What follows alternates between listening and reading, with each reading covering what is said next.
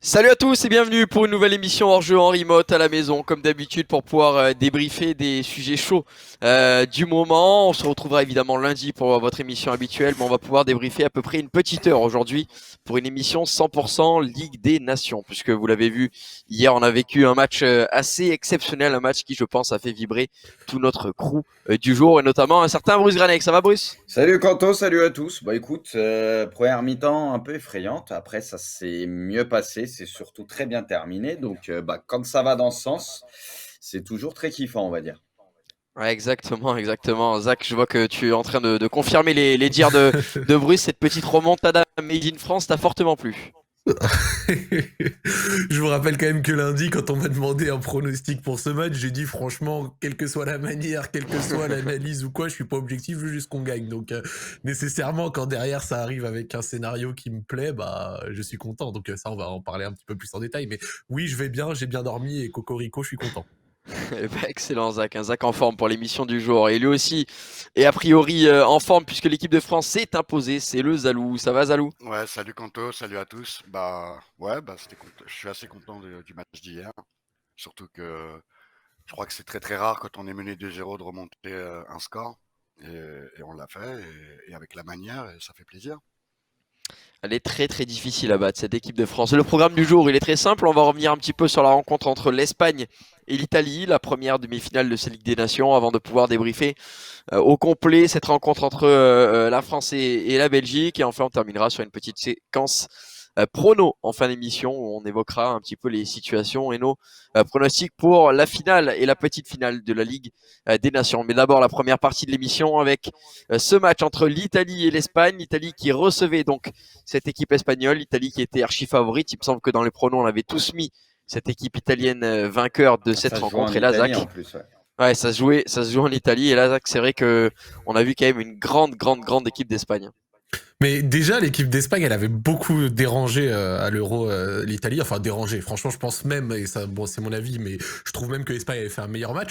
Après, pour le coup, vraiment, la sélection espagnole, je me disais que ça risquait peut-être d'être un peu plus compliqué parce que quand je l'ai vu prendre Gavi, qui était un jeune talentueux sur ce qu'il avait montré au Barça, mais qui était quand même jeune, tu vois. Genre, je crois que j'avais vu un tweet qui disait qu'il y a un mois et demi, il était encore à un tournoi U17 à Toulon ou Toulouse, je sais plus. J'étais là, bon, est-ce que Luis Enrique fait réellement le bon choix comme ça? Bah, la preuve que oui, parce que ce Gavi fait un bon match. Et à côté de ça, bah, je te dirais qu'il y a quand même eu un événement qui a fait un peu tourner la rencontre, mais pour le reste, l'Espagne sort encore une perf de haute volée. Et franchement, les équipes coachées par Luis Enrique, enfin, elles savent ce qu'elles font, tu vois. Et Ouais. grosse perf de l'Espagne, c'est pas si étonnant au final. C'est vrai que Braco avait mis nul. Quelqu'un le dit dans le chat, faut quand même lui donner un petit peu de crédit sur ça. Mais ouais, franchement, l'Espagne, mieux que ce que j'attendais, pour être honnête. J'avoue que je me suis pas mal trompé sur celle-ci. Bruce, forcément, il y a un joueur qui a été mis en relief par cette rencontre, c'est Gavi pour ma part. On le voit d'ailleurs à l'écran, c'est assez incroyable d'avoir si peu de temps de jeu chez les professionnels et de sortir une telle masterclass au niveau international. Et c'est dur de faire plus haut niveau que ce match, hein. Bah après, les Espagnols sur ça, ils sont souvent très précoces. On l'a vu avec Pedri, etc. C'est vrai qu'ils sortent souvent des jeunes joueurs et tu as l'impression que les mecs, ils sont déjà prêts au plus haut niveau, ils ont peur de rien. Je sais pas si c'est aussi dû à leur système de formation où ils ont Ouais. l'habitude de jouer beaucoup avec le ballon. Du coup, ils s'affolent jamais, tu vois, avec le ballon et ça leur permet d'avoir un temps d'avance. Mais j'ai l'impression que les jeunes Espagnols, souvent, ils sont prêts assez vite pour le très haut niveau, entre guillemets, quoi. Donc, c'est une de leurs forces. C'est vrai qu'ils nous ont habitués à sortir beaucoup de joueurs ces derniers temps. Et bah, j'ai l'impression que ça continue, parce que là, il y en a encore quelques-uns qui arrivent, qui semblent sympathiques. Ouais, une belle génération. Zal, toi, t'as regardé le match. J'imagine que tu t'es régalé devant une Espagne comme ça. C'est vrai que ça faisait un petit moment où on voyait un creux générationnel du côté de la Roja, mais maintenant, c'est vrai que on a l'impression qu'on a une nouvelle génération qui est en train d'arriver, une nouvelle génération qui va nous faire profiter d'un football sympathique. Bah ouais, tout à fait. En fait, le truc, c'est qu'il faut pas oublier que l'Espagne a dominé quasiment le football pendant presque 10 ans et que c'était un peu triste de les voir pas au plus haut niveau et de les voir revenir comme ça. Franchement, bah, je suis Sûr. assez content, sachant que Allô? cette équipe. Ouais, vous m'entendez? Ouais, c'est Ouais, bon. on t'entend très bien, Zal. Ah. Ah, Je on crois, je entend. crois qu'il lag un peu. Il Ouais, avait Ouais. 10 ans après. Ouais, 10 ans. là, ou alors il fait bien l'homme, Non, l'homme je- statue mort. On va te laisser.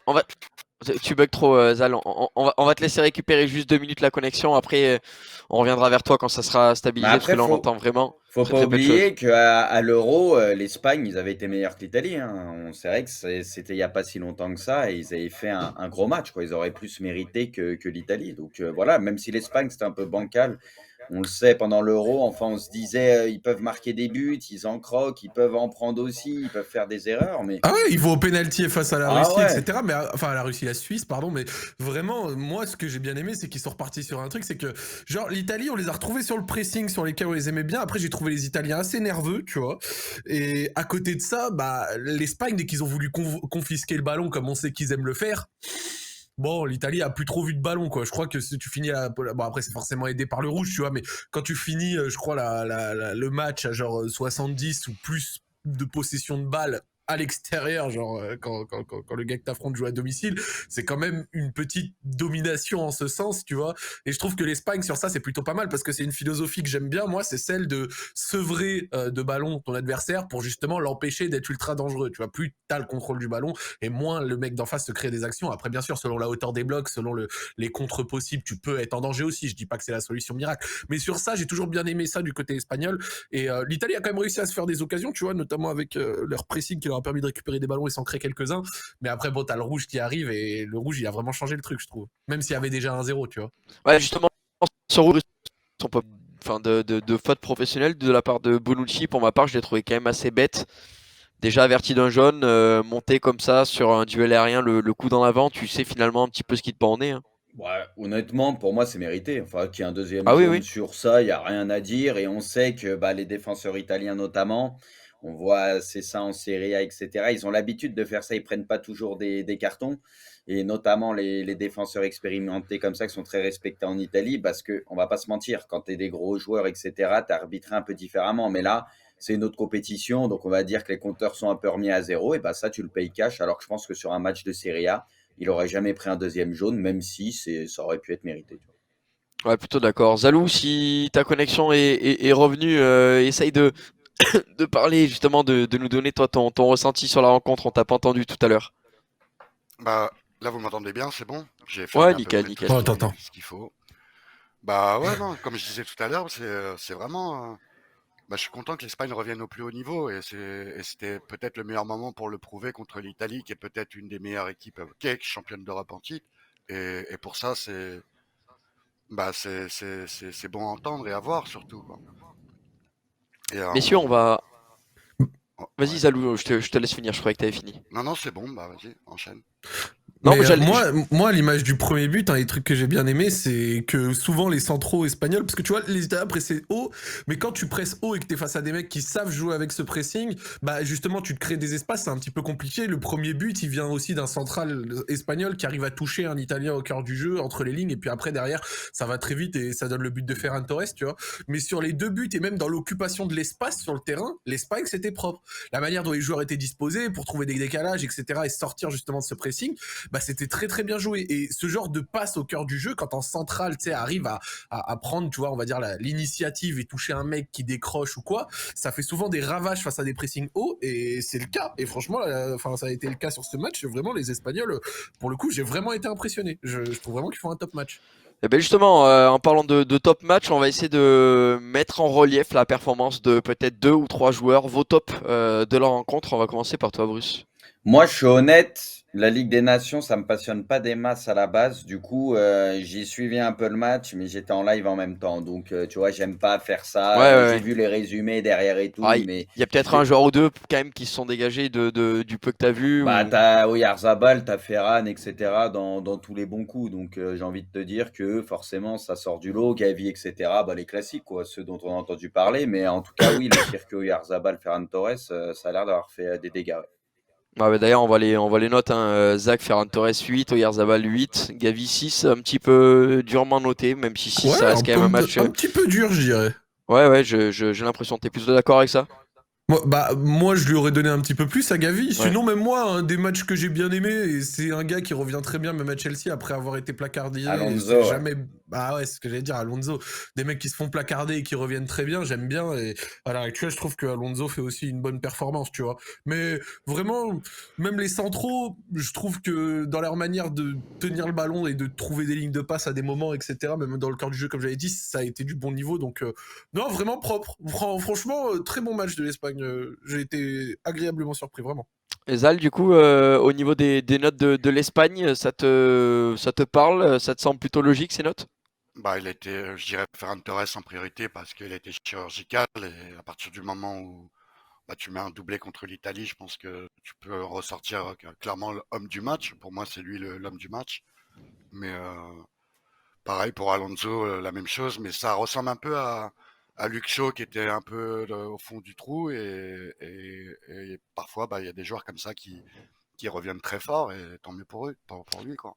Ouais, puis finalement, ce qui fait la force aussi de cette équipe espagnole, c'est d'avoir un Marcos Alonso qui défend bien, c'est Hmm. d'avoir Azpilicueta C'est qui est exactement. Ouais. latéral droit et qui revient un petit peu à son poste de formation, lui qui a beaucoup été utilisé Lui, dans Aspi, l'axe ces il dernières fume. années.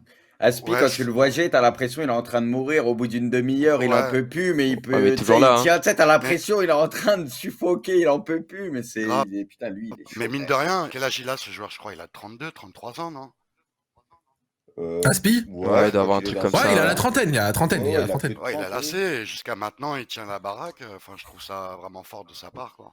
Non, mais c'est vrai D'empêcher que d'autres. aujourd'hui, dans un football ultra moderne, on utilise beaucoup de pistons et de wingbacks très très offensifs Ouais, qui se contentent de faire un 100 mètres aller-retour et qui savent pour la plupart attaquer mais assez peu défendre finalement.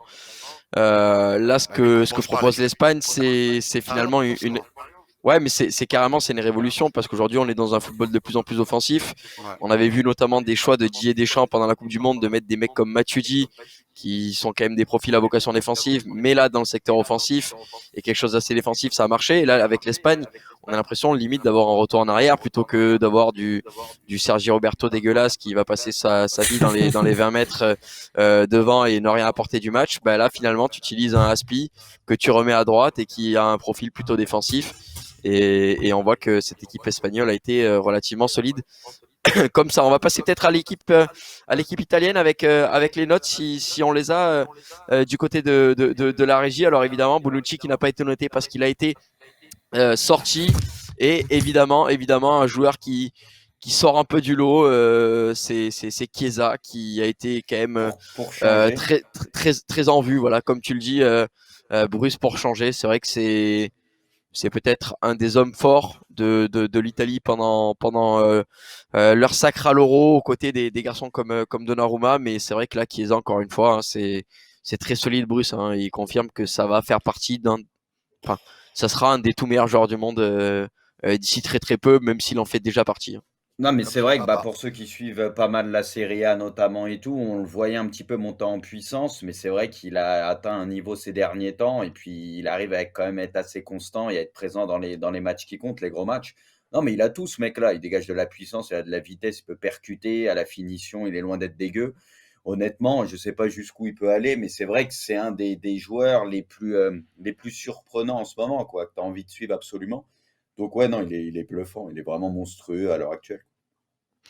Zach, les notes, on voit qu'au milieu de terrain, bon, Jorginho un petit peu mieux noté que Verratti et Barella, tout comme Donnarumma, qui avec un 5 surnage un petit peu cette équipe. Sans avoir des notes dingues, ça reste quand même 3 joueurs qui ont été assez corrects pendant cette rencontre. Franchement, c'est dur d'être un milieu dans cette configuration parce que bon, t'es Ouais. un milieu et t'es sevré de ballon pendant tout le match, donc ça veut dire que vraiment ton activité elle a surtout été 100 et t'as fait que cavaler et tu dois essayer de réussir à bonifier sur les quelques actions que va avoir ton équipe et ça c'est un petit peu compliqué. Donc à l'heure actuelle, à part la note de Chiesa que tu peux ressortir parce que Chiesa est vraiment très très bon, c'est quelqu'un qui a une capacité physique, s'il n'a pas de blessure, il peut vraiment aller extrêmement loin parce que en plus d'être rapide, il est aussi techniquement suffisamment correct pour pouvoir percuter correctement, donc il te crée des différences de fou.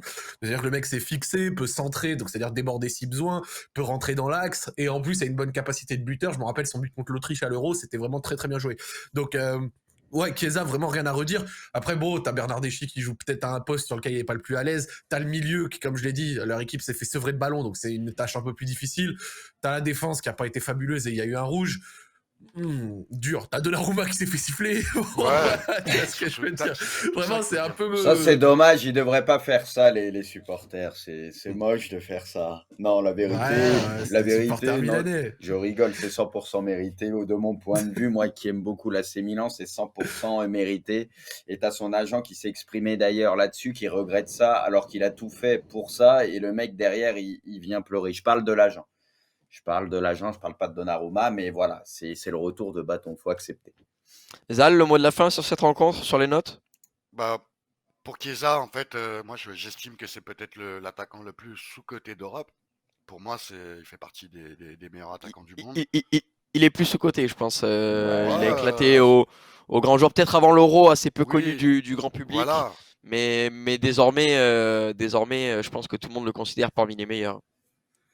Ouais, bah maintenant il faut qu'il prouve parce que bon, la Juve, elle a du mal à aller plus haut et je pense qu'il lui faudra un club un peu plus grand que la Juve. Ouais. Ou alors une Juve reconstruite Et moi, et performante. les par gars, exemple. je vous dis juste un truc, si ça continue comme ça, alors bien évidemment, c'est un milieu qui est expérimenté, ça sera dur de prendre des places, etc. Mais si Tonali maintient ce niveau, il peut changer oui. pas mal de choses dans cette équipe d'Italie parce que le Tonali de ce début de saison est un des meilleurs à son poste au monde. Moi, honnêtement, il est juste monstrueux, il peut faire tellement de choses, il a un abattage de fou, donc j'ai hâte de voir aussi ce que peut donner Tonali si jamais il continue comme ça et qu'il maintient ce niveau-là. Et Tu le mets où, sur un poste de relayeur? bah, tu le mets, ouais, tu peux le mettre 8, ouais. 8, c'est nickel. Ça Franchement, va il est être dur de capable. rentrer à la place de dans ce Barella. trio, quoi. Il est capable, en fait, il est capable de gratter énormément de ballons, même d'aller dans le pied des joueurs pour récupérer le ballon. Il a une qualité de passe, bon, ça, on la connaît. Il est capable de temps en temps de finir et il est en train de le prouver. Et c'est surtout, il a beaucoup de coffres. Là, honnêtement, c'est le Tonali de ce début de saison et le Tonali saison passée, c'est le jour et la nuit. Parce que c'est pas que l'année dernière, tous les supporters milanais restaient un peu sur leur faim parce que tout le monde a entendu parler de Tonali et tout le monde s'attend à un truc de ouf. Et c'est vrai qu'il lui a fallu, je pense, un certain temps d'adaptation, surtout que tu as le Benasser qui fonctionne extrêmement bien. Mais en ce début de saison, il est stratosphérique. Honnêtement, il est tellement complet, tellement fort que j'ai hâte de voir s'il est capable de maintenir ce niveau et de voir ce que ça peut donner dans la future. Et donc, du coup, il prendrait la place de qui? Verratti, c'est ça, moi, Barella, c'est pour ça que c'est- Locatelli, Jorginho, tu vois, il y a quand même du monde. C'est pour Même ça que c'est une Barella, bonne question. Mais là, sur la forme du moment, il a sa place titulaire en Italie. Moi, c'est mon avis. Sur la forme du moment, en tout cas. Voilà, c'est pour ça que je dis s'il maintient ce niveau. Honnêtement, il est monstrueux. Monstrueux. Messieurs, on va conclure pour cette rencontre entre l'Espagne et l'Italie, puisqu'on va parler à présent de la rencontre de l'équipe de France face à la Belgique et de cette victoire 3-2 après avoir été mené 2-0 à la mi-temps. Zach, comme tu as dit, peu importe la manière, on veut la victoire, et finalement la manière, elle y a été. Bah gros, vraiment, je vais être honnête avec toi, j'étais devant le match avec des amis, etc. Et la première mi-temps, parce que je veux être honnête, hein, et franchement bravo à mes frérots belges, même si on peut se troller un peu, etc. Il y a quand même beaucoup de respect de mon côté, donc aucun problème. la première mi-temps, on s'est fait bouffer. On s'est fait Ouais. avaler. C'est-à-dire que leur pressing tout terrain, le placement d'Eden Hazard entre les lignes comme ça, une sorte de métronome qui allait où il voulait.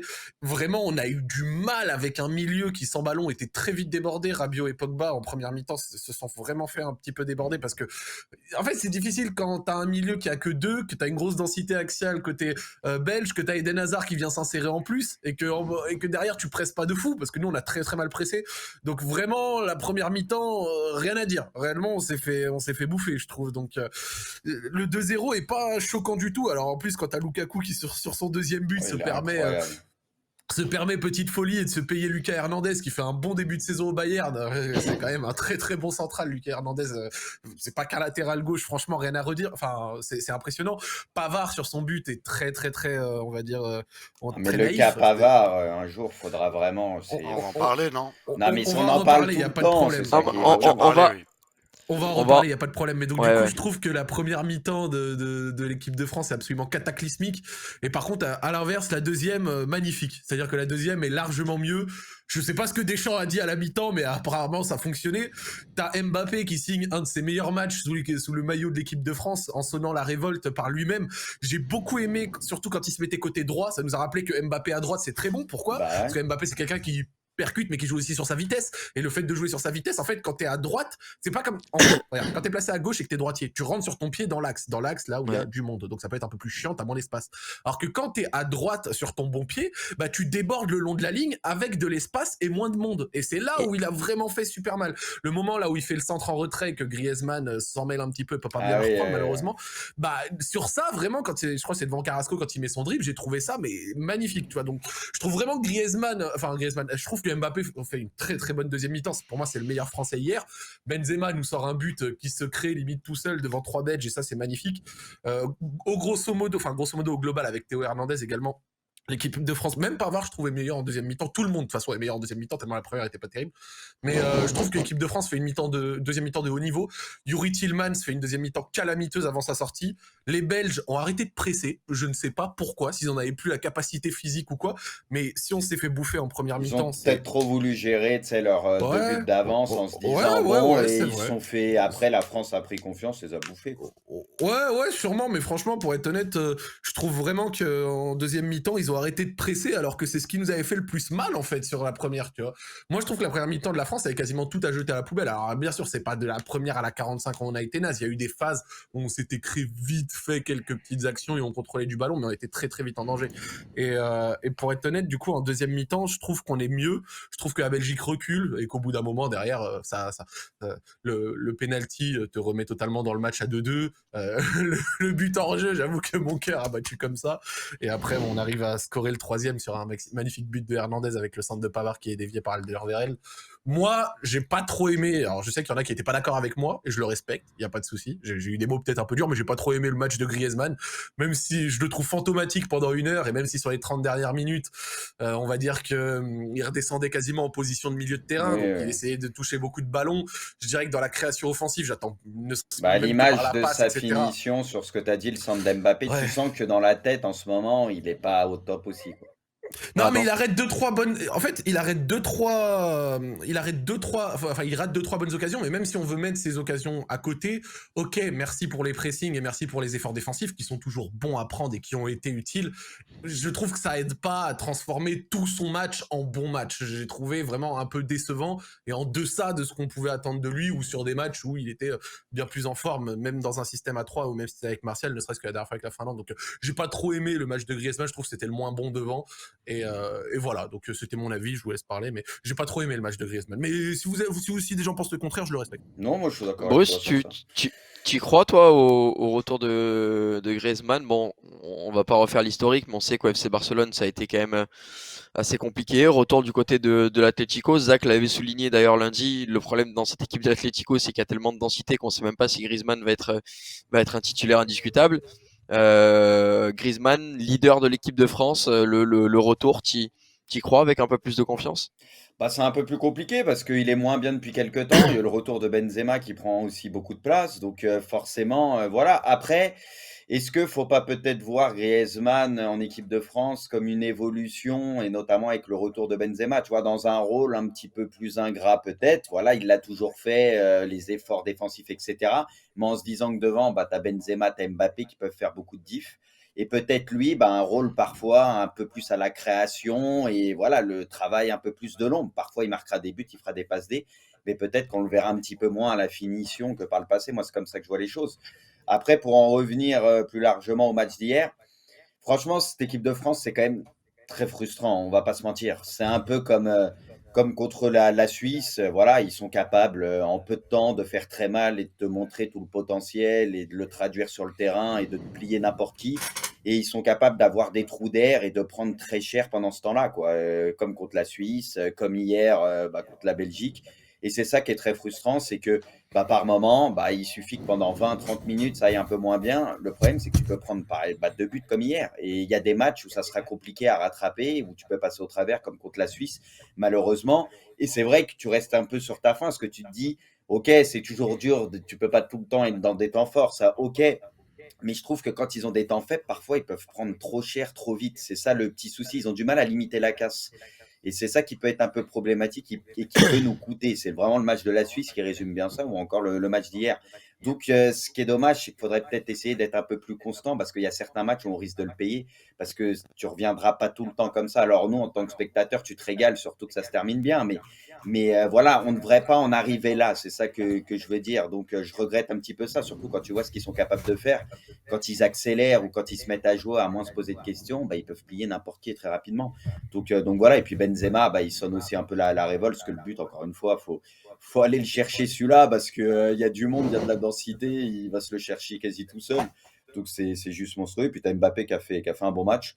C'est bien pour lui le penalty aussi, parce que voilà, comme on dit, il fallait des coronets quand même pour le tirer. Parce que si tu ne mets pas celui-là, bah forcément tout le monde lui serait encore tombé dessus. Donc il fallait des Quand coronets. il va pour le prendre, j'avoue, j'ai eu peur. Et c'est surtout que quand il le tire, je trouve, autant il le tire bien, mais autant il le masque pas qu'il va ouvrir son pied. Je sais pas si vous voyez ce que je veux dire. Donc, je sais pas, tu le vois très vite qu'il va tirer de ce côté-là. Donc, tu te dis, putain, ça se sent, il tire de ce côté, mais il le tire tellement bien avec la puissance et la lucarne qu'au final, pas de souci. Mais tu te dis, putain, Ah, il est super bien tiré là. ah Vraiment, ouais, c'est ouais, inatteignable. tu peux pas C'est du l'arrêter. même niveau que certains pénaltys de CR7 quand il t'allume comme ça en hauteur. Vraiment, même Courtois qui fait 4,12 m, il a Non, il peut sauté, rien il a faire. même pas pu ne serait-ce que l'effleurer. Donc, c'était dur, hein. Donc non, ça je pense que c'est bien pour Mbappé et son Ah, c'est futur en courageux, équipe hein. de France pour tout de suite se remettre, on va dire mentalement au top, voilà et c'est très bien. Après moi je suis content forcément pour Hernandez, même si encore une fois, on n'a pas encore vu en équipe de France les pleins pouvoirs, enfin le max de Théo Hernandez, ça, je vous le dis, vous verrez encore mieux bientôt, etc. Mais la frappe, ceux qui suivent l'AC Milan, en fait, savent que ce genre de frappe, Théo Hernandez, ça fait quasi tout le temps filoche. Quand il est aux C'est abords de son surface, classique. c'est sa spéciale. Quand le ballon arrive à l'opposé, qu'il est sur son côté et qu'il frappe croisé comme ça en force, il est trop fort sur ça, trop précis. Du coup, bah, c'est la spéciale. Moi, quand le ballon lui est arrivé, j'ai dit, oh, dans sa tête, s'il est déter, il va vouloir finir. Parce qu'il y avait Benzema qui proposait à gauche. Et sur ça, il est tellement fort et il va nous faire beaucoup de bien. Donc, je suis aussi content pour Hernandez. Et puis maintenant, bah, je vais vous laisser un peu parler. Même si, bon, bah, défensivement, c'est sûr que tout n'a pas été parfait. Et notamment, encore une fois, au niveau de Pavard, où il y a quand même eu. Il y a trop de largesse, c'est pas normal parce que ça, on le dit tout le temps et ça continue. Et j'ai l'impression qu'on veut pas tenter autre Bah oui. chose, Bah, malheureusement. même sur le hors-jeu, sur le but hors-jeu, il se fait prendre, quoi. Bah ouais, avec le centre de Carrasco, là, ouais, On a, encore une on fois, a, on ça a vient souvent. Pavard et Varane aussi qu'on a senti assez peu à l'aise finalement dans une défense à 3 et c'est là où on voit que ces joueurs de l'équipe de France n'ont pas forcément l'habitude de défendre à 3. Zal, on va donner Ouais. la parole peut-être sur le cas Pavard. C'est vrai que Pavard, on sait que sa vitesse notamment n'est pas son point fort. Le mettre dans un rôle de piston où il doit occuper une grande partie de l'espace offensif et défensif du jeu français. Est-ce que c'est un choix un petit peu têtu de Didier Deschamps, surtout qu'on a des Bah, Nordi Mukele ou même Jonathan Klaus qui aujourd'hui n'est pas en équipe de France et je comprends ouais. pas pourquoi d'ailleurs. Bah, en fait, il a la chance de ne pas avoir trop de concurrence à ce poste-là. Et pour le coup, c'est ce qui fait que Deschamps le sélectionne. Tu parles de Klose, mais pour l'instant, on ne l'a pas encore vu en sélection. Mais s'il fait un bon match, à mon avis, le poste, il est pour lui. clairement, parce que Pavard, honnêtement, Il faut c'est qu'il pas soit d'aujourd'hui. convoqué avant. Comment? Il faut qu'il soit convoqué avant Oui, il pour faudrait faire un qu'il bon soit match, convoqué, mais Klose. je pense que C'est le là, la problème. question va se poser sérieusement. Pavard, déjà, il lui a redonné une chance hier. Moi, personnellement, je l'aurais jamais rappelé. Pardon. Je l'aurais jamais rappelé. J'aurais attendu d'essayer d'autres joueurs pour voir ce que ça donne. Mais là, hier, c'était vraiment catastrophique. Bah, surtout, et je me permets, Zal, pour compléter ce que tu Ouais. dis, mais Jonathan Klaus, la dernière fois, et toi, même quand tu dois t'en rappeler, Ouais.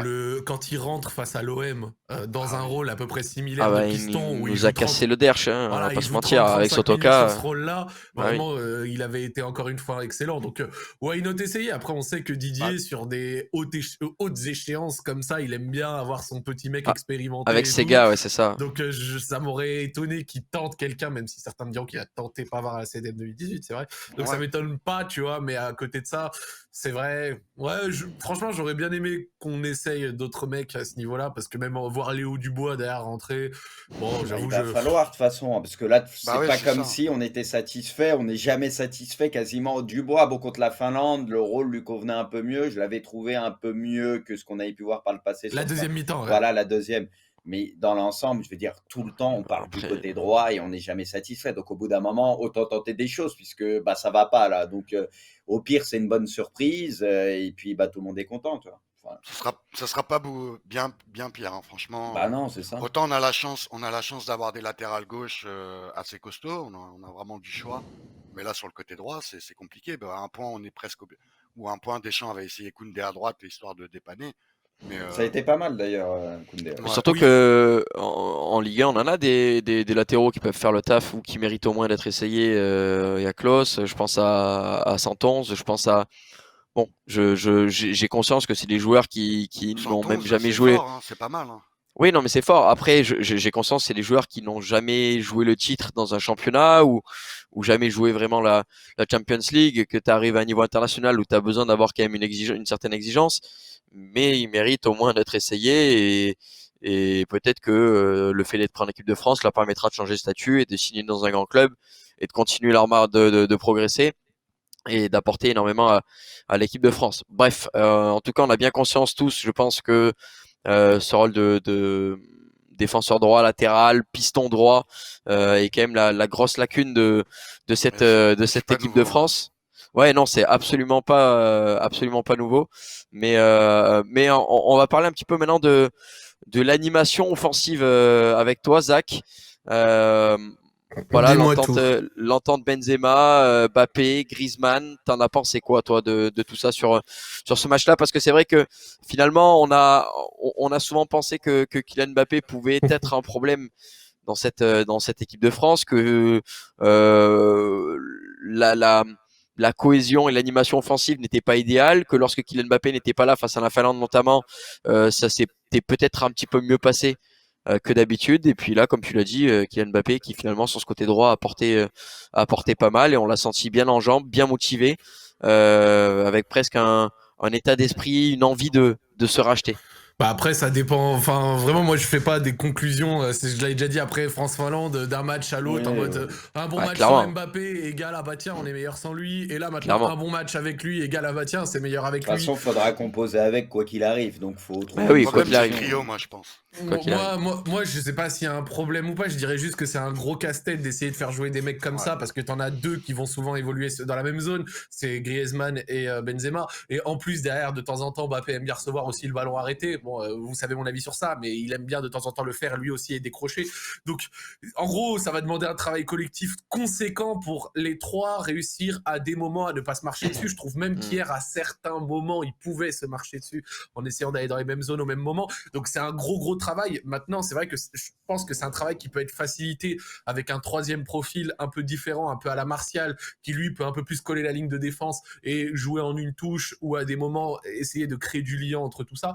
Mais les trois, en gros, Je dis pas que c'est impossible que ça marche. Je pense même que ça peut très bien marcher et que ça a des fois bien marché. Je pense par exemple le match contre l'Allemagne à l'Euro ou encore hier soir en deuxième mi-temps où c'était quand même bien mieux. Maintenant, à côté de ça, il y en a toujours un troisième qui va devoir avoir un rôle un peu plus difficile à assumer et un peu plus difficile à porter. Ce sera souvent Griezmann, tu vois. Mais de temps en temps, ce troisième peut aussi avoir un rôle beaucoup plus efficace, comme par exemple, tu sais, changer et être plus efficace, comme par exemple Griezmann contre la Finlande où c'était Anthony Martial qui avait un rôle un peu plus différent, tu vois. Donc, moi, je pense que ça peut marcher et que c'est possible de le faire, mais que c'est très compliqué. Et donc, à chaque fois que ces difficultés vont ressortir, on va dire, ah bah tiens, le trio, impossible à faire fonctionner. Et à chaque fois que ça va marcher, bah, ça peut nous sortir de la magie et donner quelque chose de vraiment sympathique. Donc, à l'heure actuelle, je pense, donc pour synthétiser, que ça peut marcher, mais que c'est dur et qu'il va falloir du travail collectif de fond dans l'animation pour faire en sorte que les mecs ne dézonent pas au même moment, que les mecs occupent bien l'espace, que ce soit sur le côté ou pas, et exploiter au mieux ce que tes mecs sont capables de t'apporter individuellement. Griezmann par la passe, Benzema par les décrochages, la technique et le sens du but, et Mbappé par la percussion et la vitesse, même sur les côtés. Donc c'est dur, mais c'est faisable. Zal, ton avis là-dessus? Après, justement, Griezmann, il faut pas trop. Enfin, on va pas l'accabler, mais en sachant que ça fait quand même pas mal de temps qu'il n'est pas à son plus haut niveau, en sachant qu'il a passé 2 années au Barça assez difficiles. Pour l'instant, il est revenu à l'Atlético, il a toujours pas retrouvé, on va dire, clairement son niveau d'antan. Et il faudra, je pense, le juger quand il sera vraiment en forme dans son club. Là, pour l'instant, En espérant c'est qu'il encore trop retrouve tôt. ses pleins moyens. Hein. Ça, Ouais, voilà. ça va Je pas pense être que c'est simple. encore trop tôt et il faut pas non plus tout jeter à la poubelle parce qu'il a quand même apporté beaucoup à l'équipe de France. Et si cette fusion fonctionne entre tous les trois, je pense qu'on pourrait avoir une très Ah, belle attaque pour la Coupe du Moi, Monde. moi, je suis d'accord, mais juste, moi, personnellement, j'ai souvent défendu Griezmann, je l'ai souvent Ouais, ouais. bien aimé, mais j'ai l'impression qu'il y a des mecs, juste parce que hier, je dis que je trouve qu'il fait pas un super match, il y a des mecs Ah qui font, non, ah, c'est mais vous sûr. oubliez tout, ah, non, Ah non, non, non, ah, non, vous c'est voulez sûr. le mettre à la poubelle. Ah ouais, non. Doucement, les mecs.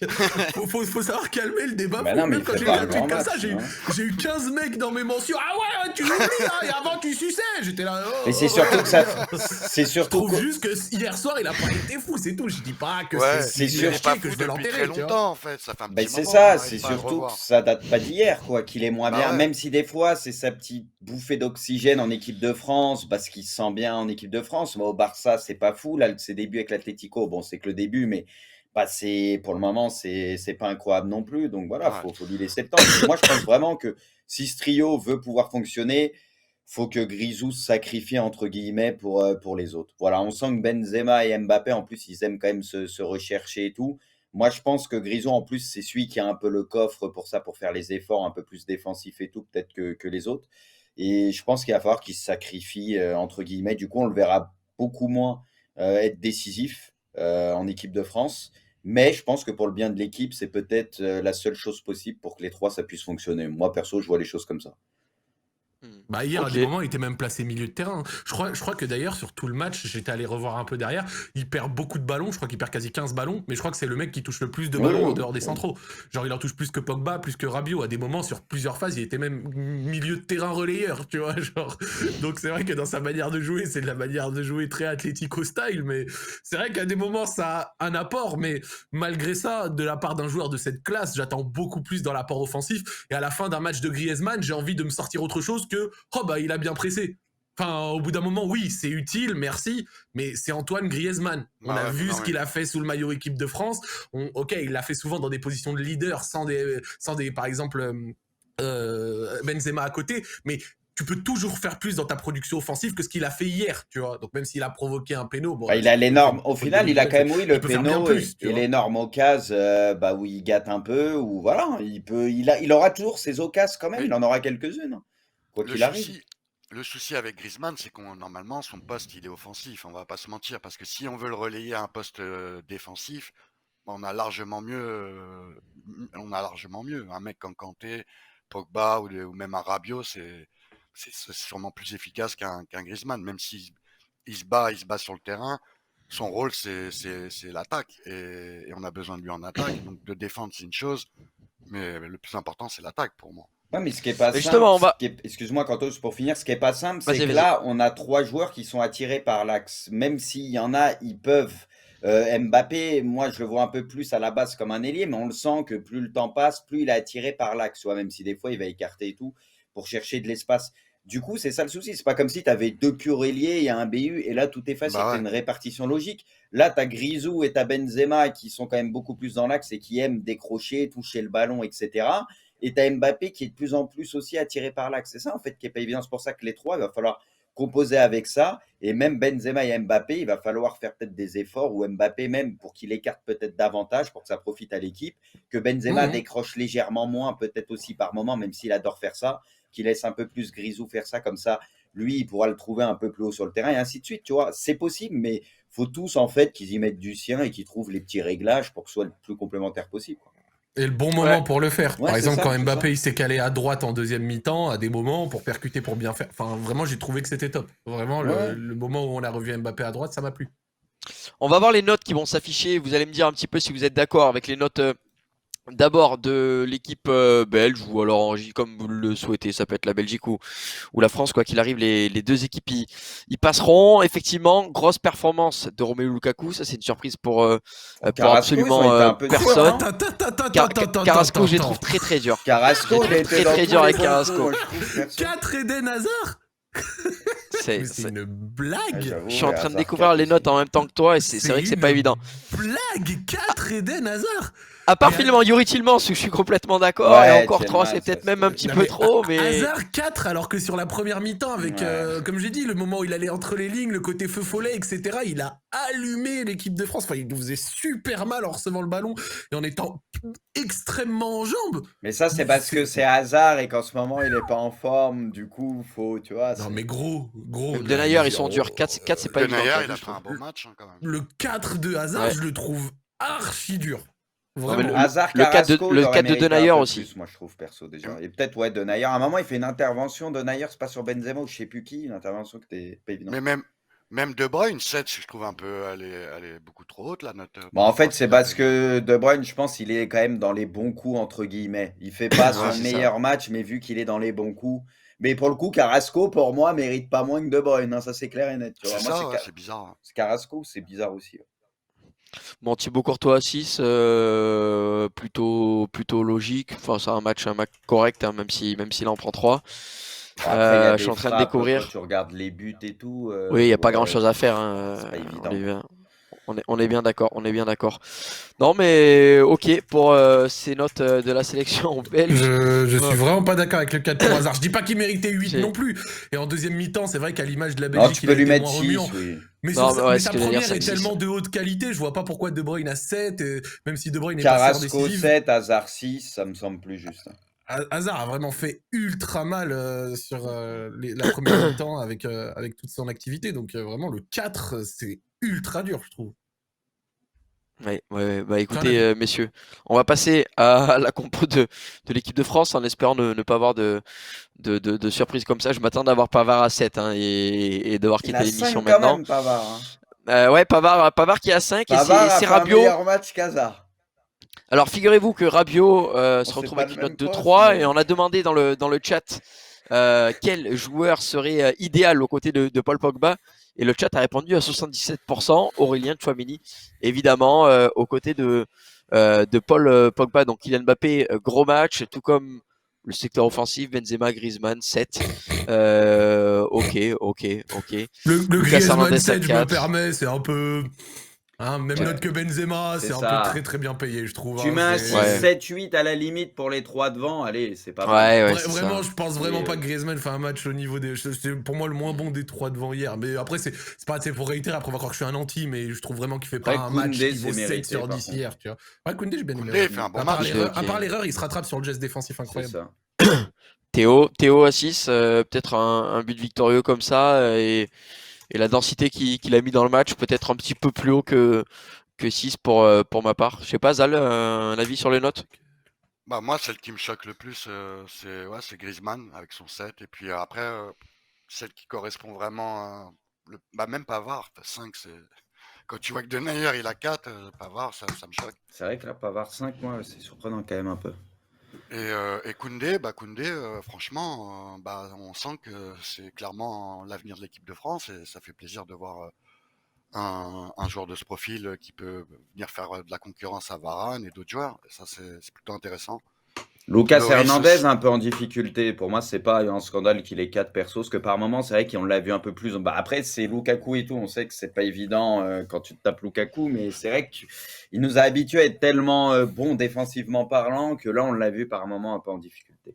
Mais avec un système comme celui-ci, bon, bah, après N'Golo, il pouvait pas jouer, mais par rapport à Rabiot, bah, c'était pas terrible hier. Donc, on s'en sort plutôt bien, honnêtement. On a fait un match. Heureusement qu'on fait une deuxième bonne mi-temps. Et d'ailleurs, je voulais dire par rapport à ça, il faut aussi dire que la Belgique, peut-être qu'ils se sont vus beaucoup trop beaux et c'est grâce à eux qu'on a pu se relancer. Parce que quand tu mènes 2-0 contre la France, tu te dis peut-être que le match il est à toi et c'est ça qui a dû faire déjouer la Belgique. Parce que honnêtement, la première mi-temps, elle est pour eux et je voyais clairement pas une deuxième mi-temps pour nous, enfin à ce niveau-là. Et il faut dire merci à la Belgique de nous avoir laissé, quoi, clairement. Messieurs, Juste parce que, désolé, quand ça ouais, parle de on Yoris, on conclut avec n'en a ça. pas parlé. Vous leur avez mis Ouais. 4 ou 5 pour vous, c'est logique. Bah, à Bah, partir du moment, enfin, moi, pour ma part, à partir du moment où tu gagnes un match, sans briller, mais sans être aussi Bon, En il fait, fait catastrophique, un il y a gros arrêt, ça. là, il y a l'arrêt celui au du début, il début. fait un très Ouais, gros Oui, arrêt. voilà. Après, il est pas irréprochable sur le premier poteau, je dirais, de Lukaku, c'est même ça, si je elle suis arrive d'accord. très fort, très haute. Il est pas 5, c'est très bien irréprochable. noté. Après, et elle est déviée sur le premier, donc difficile à aller En chercher. fait, il y a le gros arrêt et il y a le truc sur Lukaku, comme tu C'est dis, ça, où ouais, là, 5, il moi, peut ça me faire choque mieux, pas. peut-être. Ouais. Genre, le premier but, elle est déviée, donc un peu difficile. Mais bon, Moi, le 5, ça me choque pas. Allez, messieurs, on va fermer cette page Belgique-France, puisque c'est l'heure de la séquence prono.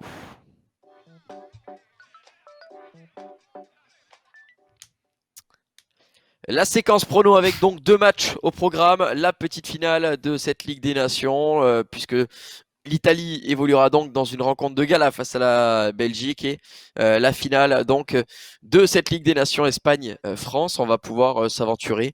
On va voir un petit peu les cotes qui vont s'afficher devant nous, mais juste avant, vous le voyez apparaître à l'écran. Vous pouvez vous inscrire sur le site PMU Sport avec le code BRUS et bénéficier comme d'habitude des 100 € offerts. Vous avez l'habitude maintenant si vous êtes des habitués de l'émission. Donc les codes qui vont s'afficher à l'écran avec ces deux rencontres de la Ligue des Nations et on va pouvoir un petit peu à tour de rôle donner notre avis, à commencer par cette Quel première match de merde. rencontre footballistique. Alors à Courtois, la il a bagarre, c'est vrai raison. que à la bagarre, Insigné Lukaku, bon, je pense que les codes seraient pas comme ça, mais on est bel et bien sur du football. La Mais revanche. pourquoi Euh, faire une troisième place, Courtois, sur ça? Moi, je suis 100% d'accord avec Ça vous. a aucun intérêt. Sur une ouais, plutôt d'accord. compétition Ouais. comme ça, Déjà, et tout le monde en a rien à à quel battre. moment tu as envie de jouer? C'est vrai que c'est ridicule. Ouais. Mais bon. Ouais. Tu Après, crois ça que les fait mecs une ils vont affiche, tryhard, ils vont se dire ouais, on va faire troisième de la Ligue des Nations, trop Ah bien. ouais, Bon, genre en mode je suis incroyable. franchement pas certain, mais en tout Non, cas c'est lourd ça, d'être troisième. Bah ouais. ouais, Bah c'est non, c'est de la incroyable. merde. Non, mais en vrai, peut-être le point positif, il y en a peut-être deux. C'est que déjà, en tant qu'amoureux du foot, quand t'as Italie-Belgique, on est content. Et le deuxième point positif, c'est peut-être que les sélectionneurs, à moins d'un an de la Coupe du Monde, vont avoir un match de gala pour pouvoir se préparer au plus haut niveau pour la Coupe du Monde. Bon, voilà, c'est peut-être les. C'est vraiment gentil, Kanto. Ouais, voilà, c'est les points positifs que j'essaye Ouais. de trouver. Zal, on va commencer avec toi. Peut-être un pronostic. Plutôt l'Italie à 2,15, plutôt le nul à 3,25 ou plutôt la Belgique à 3,10. Moi, je dirais quand même l'Italie à 2-15. Ok. Bah, ils vont être un Italie peu à, revanchards parce qu'ils s'attendaient peut-être pas à se faire taper comme ça par l'Espagne. Et ils étaient sur une belle série et je pense que l'Italie vont essayer de remettre l'équipe à niveau. Et la Belgique, je respecte les Belges, mais le jeu italien est idéalement, enfin, idéal pour jouer contre la Belgique. ouais, un petit score, Zal, rapidement. Ah, je dirais 2-1. 2-1 pour l'Italie. Allez, Zach, on t'écoute. Franchement, je vais être honnête, ce match ne m'inspire rien et je Ouais, pense que c'est ce sera compliqué. entre deux équipes qui s'en battront un peu les couilles. Je Donc, suis pas certain de le regarder, perso. Hein, bon, non, je mais suis je d'accord pense avec même toi. pas le regarder, moi, pour être honnête. Je suis d'accord avec toi. Ce match ne m'inspire rien du tout. Genre, sortir un prono comme ça, j'ai vu une Italie qui s'est fait priver de ballon face à l'Espagne, mais qui a quand même pressé un petit peu, donc ça posera problème aux Belges. Après, les Belges vont également bien presser, mais ça a tenu qu'une mi-temps et ils risquent d'être sans hasard lors du deuxième match. L'Italie sans Bonucci, je vois bien même. Enfin, vraiment, je vois un match où limite le premier qui marque, le deuxième à côté, ils vont même pas spécialement se battre plus que ça. Tu vois, je dis pas qu'ils vont laisser forcément le score direct, mais ça m'inspire pas grand chose. Je te dis à la limite, À vas-y, niveau allez. ouais. Ouais, la Belgique, c'est quoi pour le côté revanche? Vas-y. Je te dirais Belgique 1-0. Voilà. Donc, ça m'inspire pas grand-chose. Hein.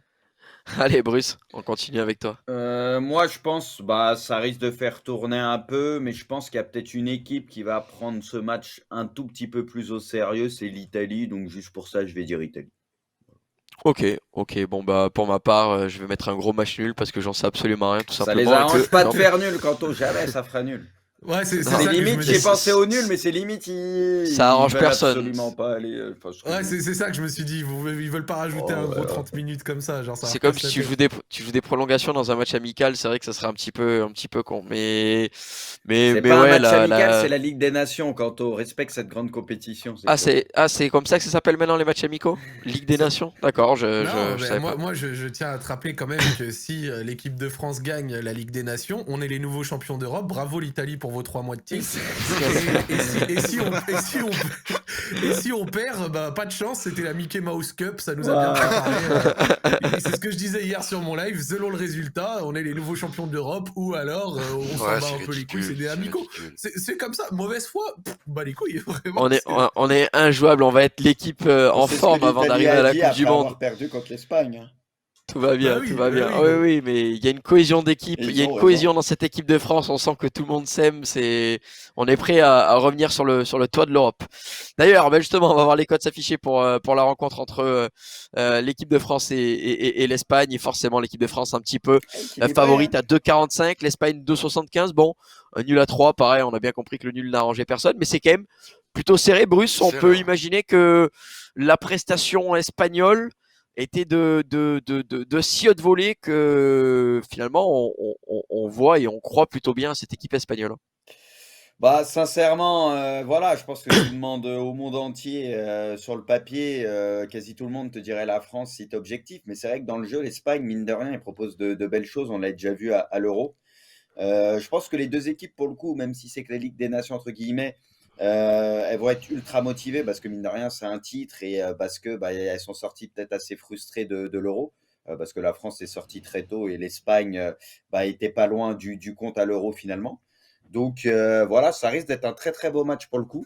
On va être obligé de dire la France, bien évidemment, mais grosse méfiance quand même, avec cette équipe espagnole qui a pas grand-chose à perdre et qui va jouer, sa chance à fond et qui, à coup sûr, va nous poser quand même beaucoup de problèmes. On le sait parce qu'avec leur jeu de possession, etc., ils risquent de bien nous casser les couilles. Bah, moi, paradoxalement, je trouve que vu qu'on n'est pas des maîtres de pressing comme l'Italie et qu'on joue pas, non, on n'étouffe pas les adversaires par ça, je trouve sincèrement que le fait que l'Espagne nous confisque le ballon, ça va pas autant nous impacter que quand ils ont confisqué le ballon aux Italiens et que sur contre, on est beaucoup plus à même de les déranger sur des transitions très très rapides avec un Busquets qui peut être aussi débordé que quand il est au Barça et malgré une défense correcte centrale, je dirais qu'on a plus à même de leur poser souci. Après, Ouais, encore mais une à fois, le foot, c'est l'inverse, pas. regarde, Zach, quand on n'a pas le Bah, ballon, on n'est pas bien. On peut prendre des buts en peu de temps, tu vois. C'est ça bien sûr qu'on peut prendre des buts, dans bien les sûr, deux bien sûr, sens, bien c'est sûr. ça qui est dangereux, quoi, je trouve. Mais je pense qu'on peut vraiment beaucoup les déranger sur ça. Après, effectivement, être privé de ballon, c'est jamais une bonne chose. Et s'ils arrivent à se créer quelques actions,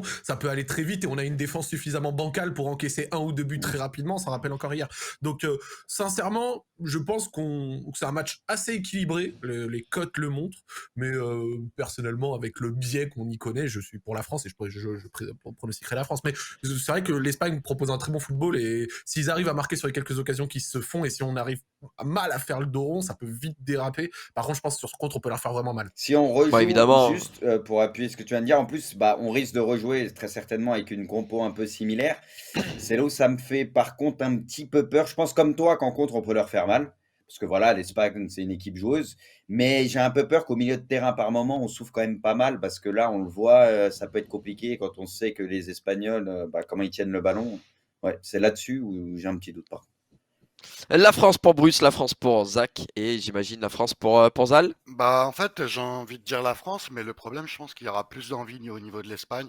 J'en suis presque sûr, parce qu'ils ont quelque chose à prouver et c'est peut-être le moment de le prouver dans cette finale. Mais j'avais une question, elle se joue où la finale? Tout se joue C'est en là-bas. Italie Hein. encore. À Tout se Ouais, joue ouais, Milan. en là-bas. Italie, en Italie. Ok. Bah, franchement, j'ai envie de dire l'Espagne. Hein. J'ai envie de Ok, dire ok. l'Espagne. Ouais.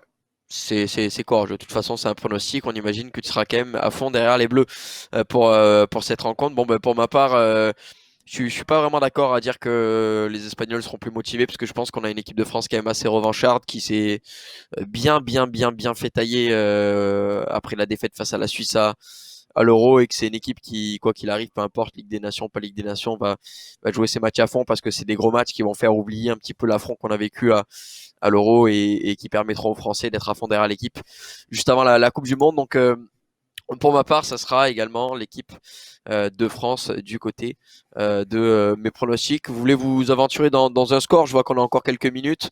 Très rapidement, un score, Bruce? Oh là là là là. C'est dur, hein. C'est très très dur. Putain, j'étais pas loin du nul en plus. J'ai dit prolongation hier. J'étais dégoûté. J'aurais pu prendre mon point. Je suis dégoûté.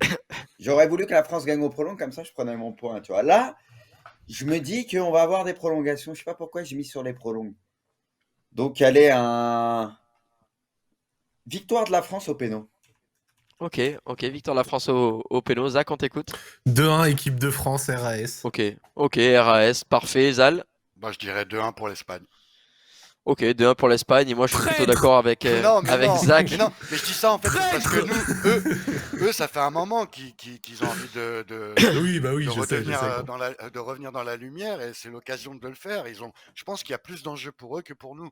Nous, notre enjeu, c'était de battre les Ah, Belges. quand même, la France, moi je Oui, trouve, il y a de oui, l'enjeu oui. quand même. C'est remontrer Ouais, à ouais. tout le monde, du coup sur coup, Ouais. ok. Que c'est les plus forts, En oui, fait, c'est les tu veux patrons. savoir C'est des pour enjeux montrer que c'était Hautain un et arrogant accident. que je les crois pas capables. Non, mais ils veulent de se dire montrer ça. la France, Zal, moi, mon avis, que c'était un accident à l'Euro et que direct, là, ils remettent un peu les pendules à l'heure. Ok, c'est la Ligue des Nations, mais ils battent la Belgique, ils battent l'Espagne, par exemple. Pour moi, ils sont ultra motivés quand même, les mecs. Ils ont des choses à reprouver. Et surtout, moi, je le trouve pas spécialement arrogant, mais à côté de ça, si on a envie de donner un truc pour de vrai, c'est que si on gagne ce tournoi, on aura gagné tout ce que l'équipe de France était en mesure de gagner. C'est vrai. Ça... Alors ok, la Nations Cup League, pardon, c'est vrai que ça fait pas rêver, mais symboliquement, il y a un petit truc, tu vois. En mode, on a gagné tout ce qui était possible de On gagner. n'a avant même de pas besoin sélection, d'aller à la vois. Coupe du Exactement. Monde au Qatar. quand même. Exactement. Ah Bah non, tant si mieux. tu gagnes la Ligue des Nations, ça sert à rien. 2-1 pour ma part, du coup, pour l'équipe de France également. Messieurs, c'est la fin de cette émission. Merci à vous d'avoir été là pour parler un petit peu de ce match France-Belgique et de cette Ouais. rencontre entre l'Espagne et l'Italie. Vous, merci à vous également de nous avoir suivis dans cette heure si matinale pour Ça les va, midi, lépetards. matinal, Oh, C'est matinal que pour les ça va. vivantes comme toi, Canto. Hein. c'est très matinal, je peux vous le dire. On m'a vu bailler à peu près 243 fois pendant l'émission, donc c'est que c'est peut-être un petit peu trop matinal. N'hésitez pas à nous suivre sur notre compte Twitter @orgetwitch et passer une excellente journée, un excellent Tchou-tchou. week-end. Nous, on se donne rendez-vous lundi 17h sur la chaîne twitch.tv/Bruce Granet comme d'habitude pour votre émission hors jeu préférée. Passez une excellente journée. Bye bye. Ciao. Ciao, ciao. Ciao.